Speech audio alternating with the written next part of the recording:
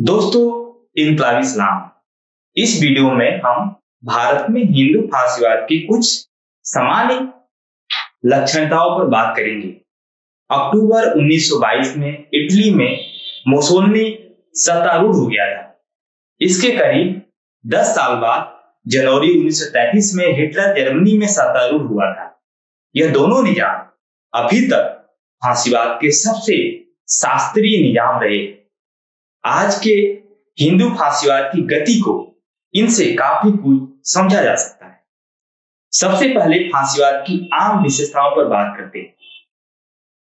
पूंजीवादी व्यवस्था में आमतौर पर ही मौजूद तानाशाही के मुकाबले फांसीवादी तानाशाही कहीं ज्यादा आतंकी और क्रूर होती है। फांसीवाद वित्तीय पूंजी के सबसे प्रतिक्रियावादी हिस्से की नंगी तानाशाही है। इसका मतलब यह हुआ कि जनतांत्रिक अधिकारों का खात्मा कर दिया जाता है। सुरक्षा बल तथा फांसीवादी गुंडे समाज में आतंक कायम करते हैं, विरोध की सारी आवाजों को कुचल देते हैं। पूंजीपति वर्ग के भी कुछ हिस्से जो तानाशाही से सहमत नहीं होते, इस दमन का शिकार होने लगते। इसलिए यह बड़े एकाधिकारी पूंजीपतियों के सबसे प्रतिक्रियावादी हिस्से की तानाशाही होती है। पूंजीवाद की अन्य किस्म की तानाशाहियां जैसे सैनिक तानाशाही, एक पार्टी की तानाशाही या एक व्यक्ति की तानाशाही से फांसीवादी निजाम की तानाशाही भिन्न होती। फांसीवादी निजाम में न केवल शासन तंत्र बल्कि जनता का एक हिस्सा भी इस तानाशाही में सक्रिय तौर पर शामिल होता है। इसलिए इसे फांसीवादी आंदोलन कहा जाता है। शहरों की नौकरी पेशा छोटे मोटे व्यवसायी व पेशेवर जैसे वकील, डॉक्टर इत्यादि तथा देहातों के छोटे मझोले किसान यही फांसीवादी आंदोलन का आधार होते। फांसीवादी कार्यकर्ता और नेता इन्हीं के बीच से भर्ती होते। ये फिर समाज के लंपट तत्वों को समेटते हैं जो फांसीवादी आंदोलन के लठैत होते हैं। पूंजीपति वर्ग के प्रतिक्रियावादी हिस्सा फांसीवादी आंदोलन को सह देते और पालता पोसता है। जब पूंजीवादी व्यवस्था के लिए गंभीर जानलेवा संकट का समय आता है, तब पूंजीवादी व्यवस्था की रक्षा के लिए फांसीवादियों को सत्तारूढ़ कर दिया जाता है और इस तरह फांसीवादी निजाम कायम हो जाता है। बिना पूंजीपति वर्ग या उसके एक हिस्से की मदद के फांसीवादी आंदोलन आगे बढ़ता है और सत्तारूढ़ होता है। पूंजीपति वर्ग की इच्छा के खिलाफ कोई पूंजीवादी निजाम कायम नहीं हो सकता है। इस बात को मुसोलिनी और हिटलर के उदाहरण से समझा जा सकता है। मुसोलिनी को सत्तारूढ़ होने के समय 10% मतों का भी समर्थन हासिल नहीं था और हिटलर को महज 1/3। दोनों ही देश में समाजवादी और कम्युनिस्ट मिलकर इससे बहुत ज्यादा वोट पाते थे। फांसीवाद को पूंजीपति वर्ग की लठैत के रूप में पालता पोसता है। फांसीवाद को सत्तारूढ़ करा दिए जाने के बाद वह उसी रूप में कायम रहता है।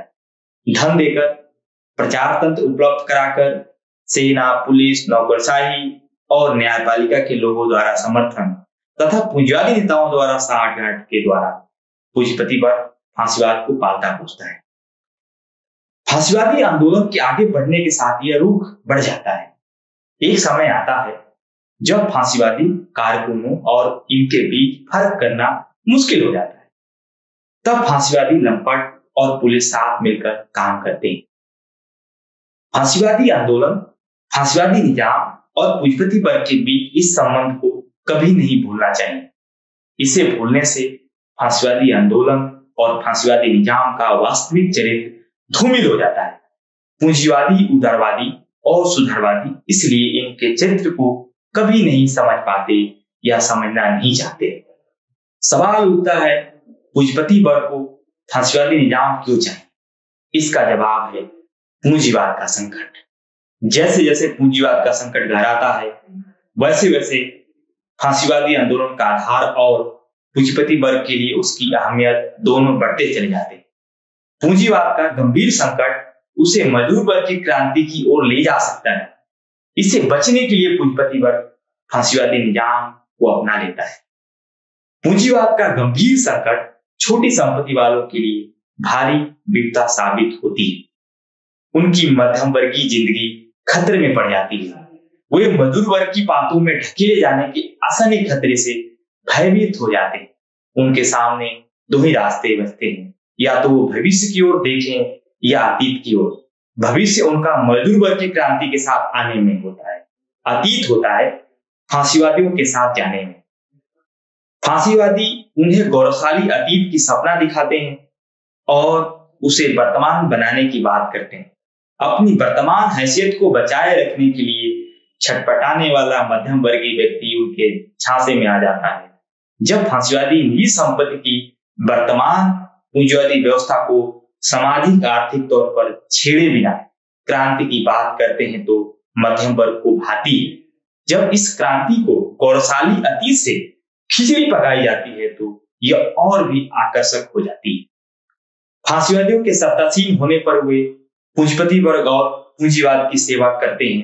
पूंजीवाद विरोध की सारी बातें महज जुमला होती है। फांसीवादी अपनी विचारधारा को सांस्कृतिक राष्ट्रवाद कहते हैं।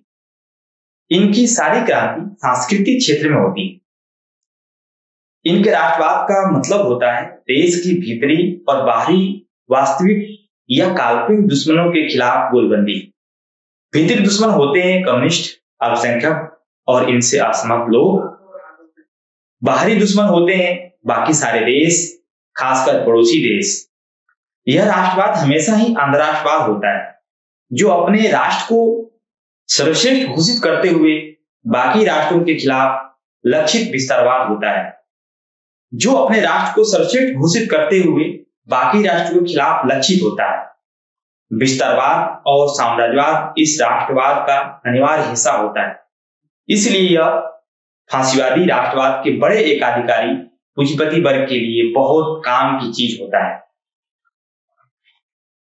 फांसीवाद के सांस्कृतिक पहलू की बात करें तो इनका सांस्कृतिक पहलू बहुत संकीर्ण, एक तरफा तथा चुनिंदा होता है। वे अपने देश समाज के इतिहास से किन्हीं खास पहलुओं को चुन लेते हैं और उसे ही संपूर्ण और एकमात्र गौरवशाली विरासत घोषित करते हैं। उनकी अतीत की यह व्याख्या वर्तमान से तय हो रही होती है। ऐसा करते हुए अतीत के सारे असुविधाजनक तथ्यों को भुला देते हैं और दबा देते हैं। अतीत की उनकी व्याख्या कपोल काल्पनिक होती है, जो आज की उनकी राजनीतिक परियोजना को जायज ठहराने के लिए आती है। इस तरह फांसीवादी इतिहास के नाम पर मिथक गढ़ रहे होते हैं। फांसीवादियों की संस्कृति इकहरी अतीत से ग्रस्त और आधुनिक समाज से बेमेल होती है।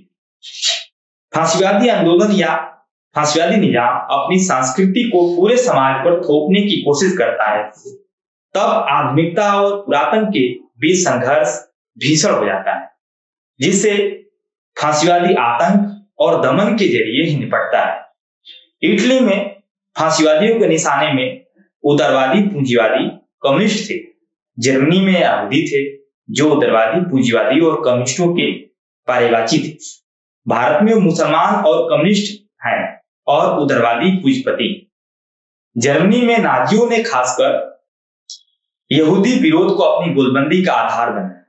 भारत में संघ के हिंदू फांसीवादी मुसलमान विरोध को अपना जन गोलबंदी का आधार बनाते हैं।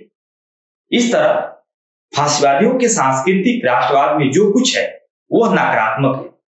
आधुनिकता के खिलाफ अतीत की शरण तथा किसी अल्पसंख्यक समुदाय को निशाना बनाना, उसमें सकारात्मकता कुछ नहीं है। इसलिए हिंदू फांसीवादी अपनी हिंदू संस्कृति या भारतीयता को हमेशा नकार से परिभाषित करते हैं।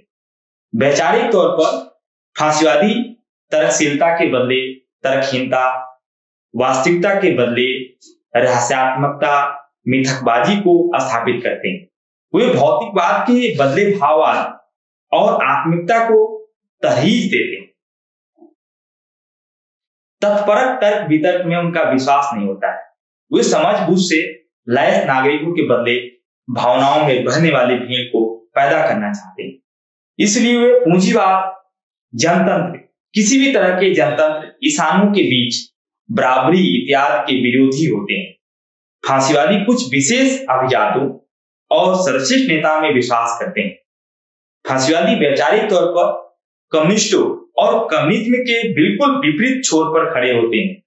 वैचारिक राजनीतिक तौर पर वे उनके सबसे बड़े दुश्मन होते हैं।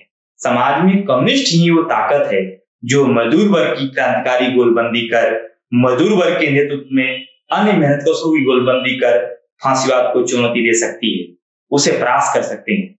इनकलाब जिंदाबाद, फांसीवाद मुर्दाबाद।